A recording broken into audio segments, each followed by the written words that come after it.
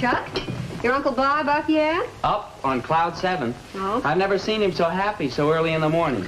He's singing and whistling and... Mom, you know something? Sure I do. How come you always know things and I don't?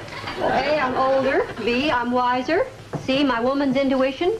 D, Schulte told me. E, tell me. Yeah. Well, your Uncle Bob is photographing some gymnasium equipment this morning. So? So the theme is bodybuilding. So? So what will we need to illustrate this theme? Built bodies. Well, I wouldn't have put it quite so crudely, but that's a general idea, yes. Boy, he'll have a collection of models in that studio that'll make the Miss Universe contest look like zoo parade. I'm afraid so. What a life. The hardest work he does is trying to decide which model to take out at the end of the day. Oh, morning, Jack. Morning, Margaret. Morning, Bob. You seem happy for a man on his way to work. I do? Well, I've developed sort of a philosophy about that, Margaret. We spent a great part of our lives working, so we might as well make the best of it. And boy, do you make the best of it. Excuse me. Well, thanks, Jack. Thanks. Now, you take today, for instance. I'm facing a heavy schedule. But do I let this depress me? Do I? No. Because I believe in the old saying, you get out of life just what you put into it. I know if I put a lot into my work, at the end of the day, I'm going to take something out. You know what I mean, do you? Oh, yeah. Yes, we've been discussing that. Oh, you have? Well, that's good, Chuck, good. Because, well, it's a very important philosophy for you to learn. No, I dig it the most, Uncle Bob. In fact, I'd like to go with you today. When are you... What was that? I'll help you put in a day's work, and tonight we'll both take something out. Chuck, that is the right attitude. But you said you had a heavy schedule. You see, that's the beauty of my attitude, my philosophy. Now, most men think of their work as just a grind. Well, how do I think of mine? A bump and a grind. After all these years, you still think I spend my time at the studio just basking in the presence of beautiful girls, don't you? Well, you should follow me around for a day. All right. I'll take the night shift. Sit down! It may interest you, too, to know that I'm spending the day photographing an entire studio full of gymnasium equipment.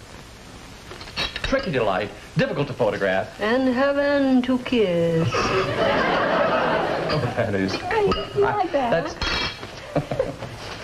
Very well. Now, here's the key to my car, the key to my studio, and the key to my film locker. Now, you two go down and do my work, and I'll stay here and make stale jokes. Come on, Chuck. Hey, sit down!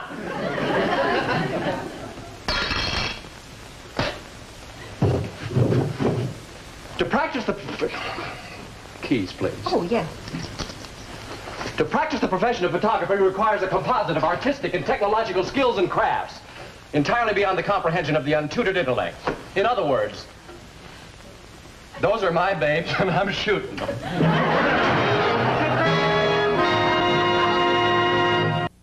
Now listen, you gal. When Mr. Paul Martin walks through that door, I want you both to turn on the personality, you understand? Charm. Who is Monsieur Martin? Monsieur Martin is the gentleman who manufactures this nice, shiny equipment. Oh, is he a big shoot? Well, he's the fellow with the money. Oh, that is a big shoot, yeah. And if he likes the ideas I've got for his ad campaign, then you will both get a mink stole. Oh, yes. For heaven's sake. Now, let's not give you-know-who any ideas. Now, I'd like to get some... Excuse me, boss. The big shoot is here. Boy, you don't miss a thing, do you? Nope. Girls, don't you think with my hair, a light mink would go best? Schultze, never mind. Just show Mr. Martin in. Yes, sir. Over there, quick. Well, Mr. Martin, so nice to see you, sir.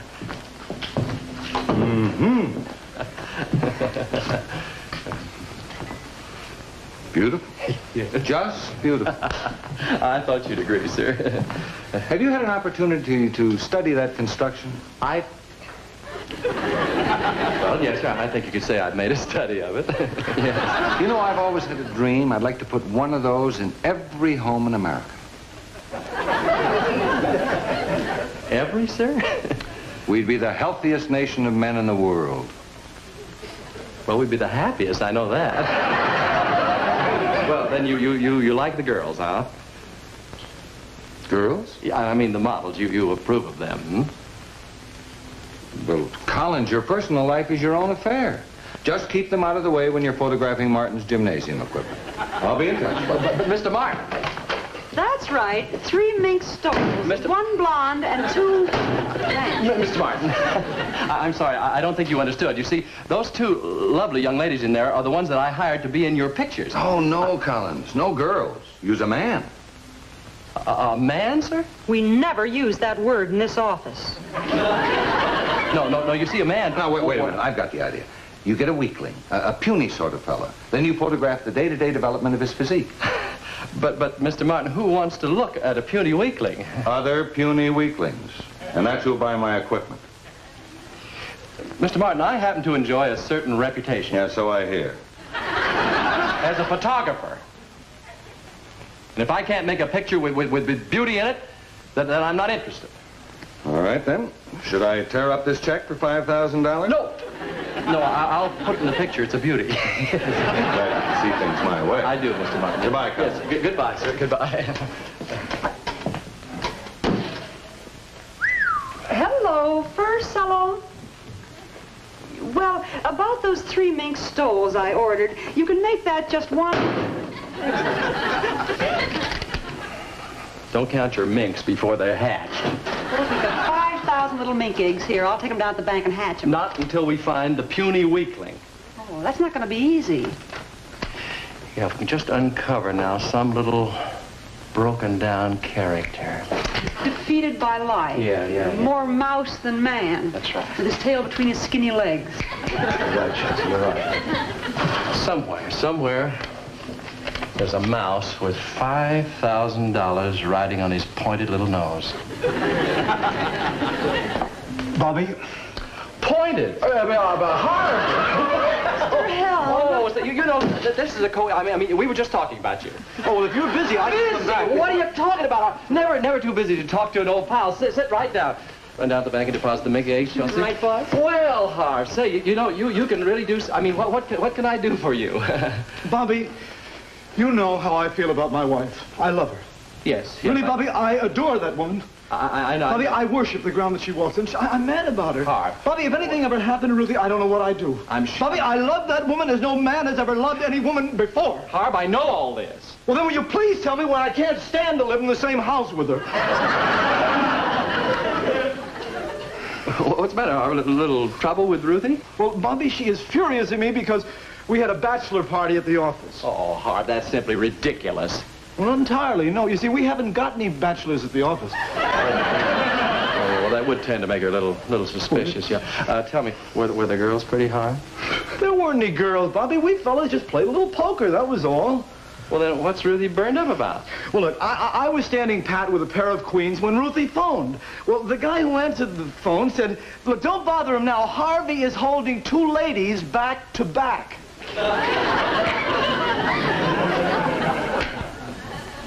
Harv, you know what your wife needs?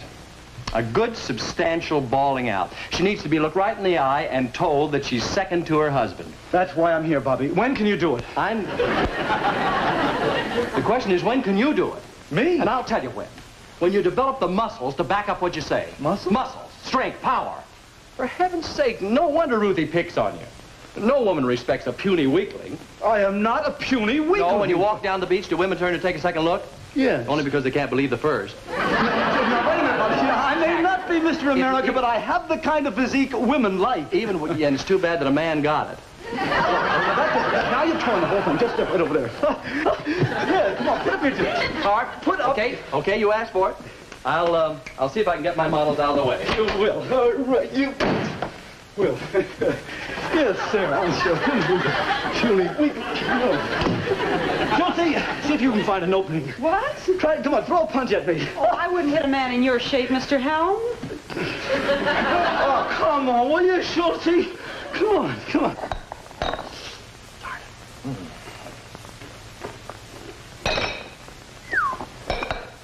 There we are now. Yeah, all right. Bob, you going to put weights in my case, too? No, leave your case just the way it is. Oh, boy, is that heavy. Fine. Now, listen carefully. Shall I get you a bandage? No, it's only bleeding on the inside. At least I think it is. Yeah, I thought so. What was that you tagged me with, Schultze? Oh, well, I feinted with the left and caught you with the right cross. Oh, that's what fooled me. You see, my whole defense is planned the other way. Ruthie is left-handed, you see. But I cannot go home like this. Where are you going? To the Y to flatten Mr. Helm. Well, that should not take long.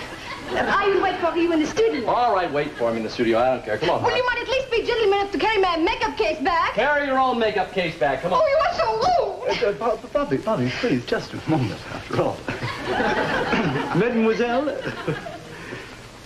there does happen to be a gentleman present. Oh, you will carry my case? Mademoiselle, avec plaisir.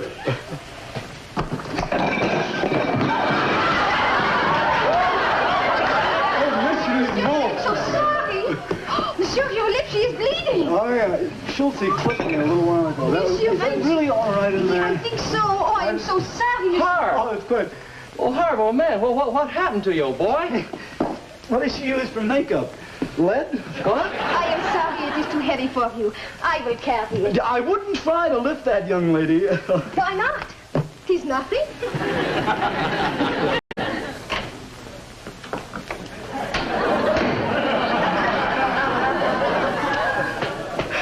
Well, come on, Harv, old boy. Let's throw some punches, huh? Bobby, I do think I've let myself get a little out of shape. I hate to agree with you, but you're right. Wait a minute. I happen to have a whole studio full of sensational gymnasium equipment, Harv. Well, could I use it? Why not? Go get your gym clothes and meet me back here. Bobby, I'll do it. Wonderful, Harv. Oh, boy. You just give me a couple of months and I'll take you on. Okay. Not you, her.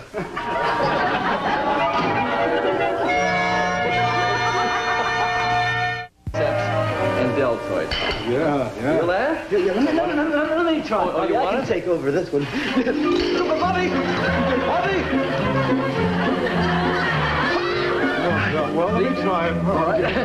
There we go. This is fun. Yeah, you do it. Bob! No, Bob! Being crushed. Back a little. Bobby. A little more. There, Bobby. And, wait a minute. Bobby, I'm breaking! Bobby! Straighten up now, Harv. Are you kidding? Bobby! Hold it! Will somebody get these legs off of me?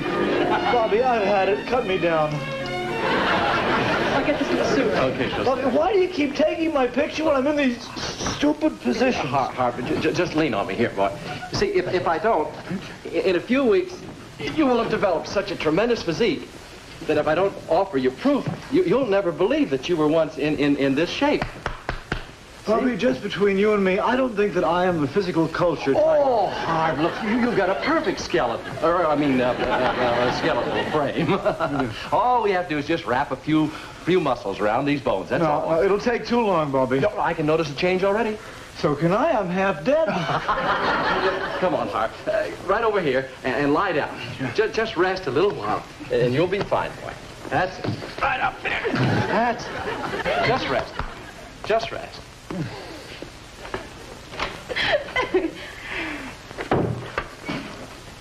Are you ready for us to pose now, Bob? Well, not pose exactly, honey, but I do need your help. Mr. Helm has gotten just a little bit discouraged, and I wondered if there's something that you two might do to sort of, well, shall we say, inspire him. What do you think? I think.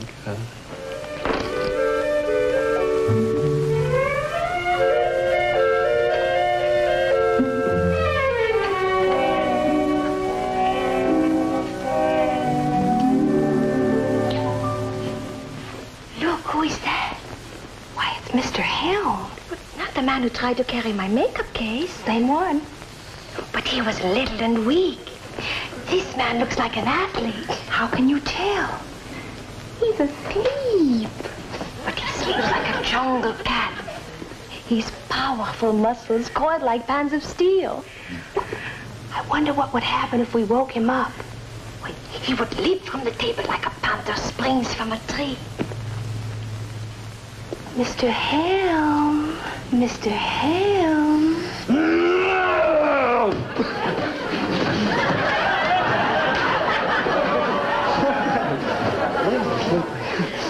Why, Colette, I've never felt such big muscles. Why, this arm is like a rock. You know, there is a kind of a hard lump there. At first, I thought it was a Charlie horse. I've never seen such a change in a man. How did you do it? Oh, would you show us? What? Oh, yes, of course I will. Just sit right over here. Now, I'm so glad you dropped by, Ruthie. How's Harvey? Well, as a matter of fact, Margaret, we've had a little squabble. Oh, really? What about? Well, Harvey claims he was playing poker. But when I tried to call him the other night, I was told he was holding 2 ladies. Ruthie, dear. You know, that is a poker expression, and it means holding a pair of queens. Really? Yeah. Oh, hi, Mom. Hello, Mrs. Helm. Hello, Chuck. Where are you going, Chuck?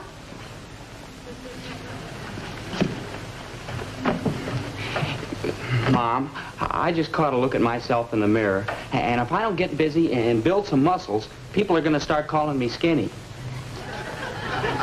Skinny? You stay away from your Uncle Bob's studio. Oh, Mom, I got to have exercise. Fine, clean out the garage. Now, what was all that about? His Uncle Bob is photographing some bodybuilding equipment with an all-girl cast. It's a good thing Harvey doesn't work around beautiful models. Oh, now, Ruthie, your husband is the last man to look at another woman. He idolizes you. He thinks you're the most beautiful woman in the world. Well, he never tells me that anymore. Well, he feels that way. I know he does. Of course, it is my fault. I have kind of let myself go. Ruthie, you look fine. I bet Bob could give me some pointers on figure control. Well, he controls quite a few. I bet. Yes. I'm going to go right down and see him. Yes, I know what I can show you. Something that any girl can do, and it's very good for the legs. It's knee bends. Now, let me show you. Put the feet together, and you go. Down and up. See? Very easy. Now, you girls try it. Hands, that's it. Now you go down. No, you're leaning too far forward, girls. Got to stand very straight. And up. You're leaning too far. I tell you what, girls. Look, here, try it with your backs leaning against one another. That's it. Chelsea? Well, that's it, ladies. Back to back. Now together. Down and up. A poker expression, huh? Fine. Yeah, down and up. Am I using the right muscle? Yes, but a little bit deeper on the knee bends. How about mine? Oh, your tibulus posterior is working like a little demon.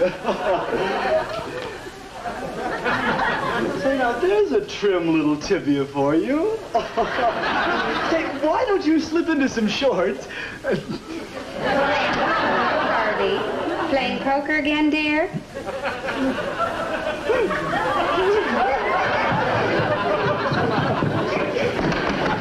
Bobby! Are there any girls in there, Harvey? Bobby! Bobby! Shut that door! You've ruined my pictures. You've ruined my life.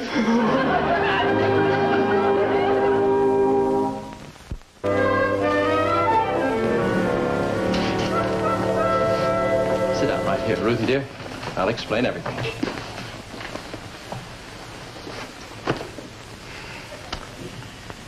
What's this for? Oh, you may be in tears before it's over. Another one? Ruthie, dear, I've known this husband of yours a long time. We've been through an awful lot together. I've seen him do pretty wonderful things. But what he was doing for you in there today was the most wonderful and unselfish thing that I've ever seen a man do for his wife.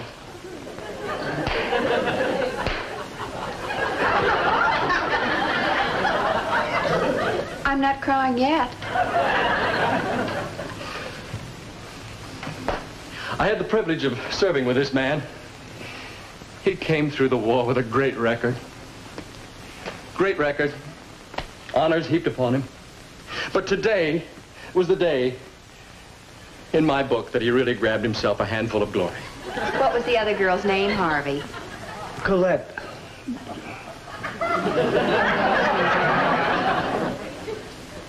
Stuff it in your mouth. Ruthie, I'm not going to beat around the bush. I'm coming right to the point. Today, you spoiled the wonderful surprise that Harv had planned for you. What surprise? Get a grip on yourself, girl. Harvey was going to build for you a swimming pool. A swimming pool?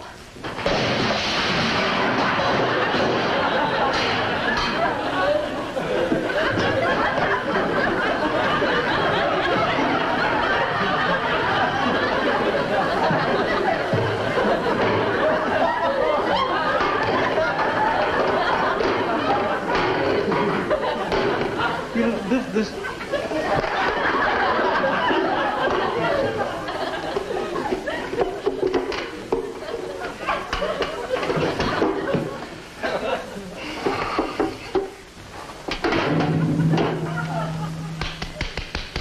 I'm sorry.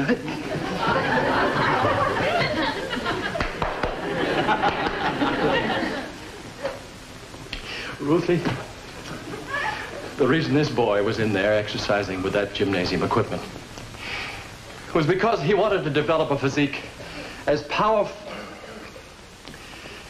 as beautiful as yours. And why? Why, Ruthie, why? Because he didn't want the neighbors to say, there goes that beautiful, gorgeous, shapely Mrs. Helm with that puny little shrimp of a husband. Oh, Harvey. How sweet. A swimming pool. That was sweet and thoughtful of you. Yeah, well, I try to be, you know, in fact... What were you going to use for money, Harvey? Money. Well, It's all right, Harvey. It's all right, boy. Go on, tell her the whole surprise. all right. Yeah. Steal it? Oh, that's funny. That's clever. What Harv really means is that it all was so easy that it just seemed like stealing money. What was? The modeling. You see, Harv was modeling.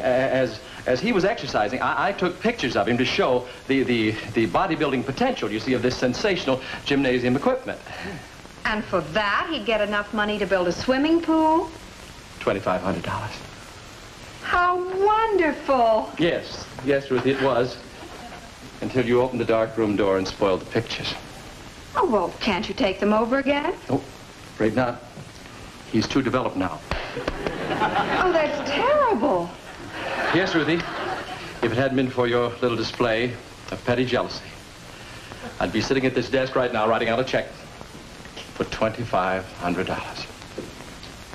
Woman, I want your solemn promise here and now that never again, so long as you live, will you ever question... The pictures are okay. Hey, Mr. Helm, you make a terrific model. I'll bet you're real proud of him, Mrs. Helm. I certainly am. Harvey just made $2,500. Now, if you care to write out the check, I could still make the bank. Oh, yes. Let's see, this is the 5th, isn't it? Well, how could I have the handkerchief, please? Oh, yes. Thank you very much.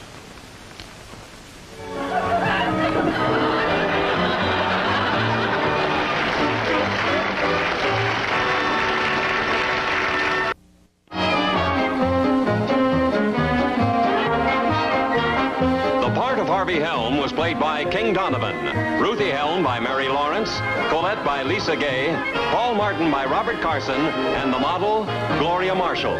Gymnasium equipment by the Paul Martin Company of Oakland, California. This is Bill Baldwin speaking.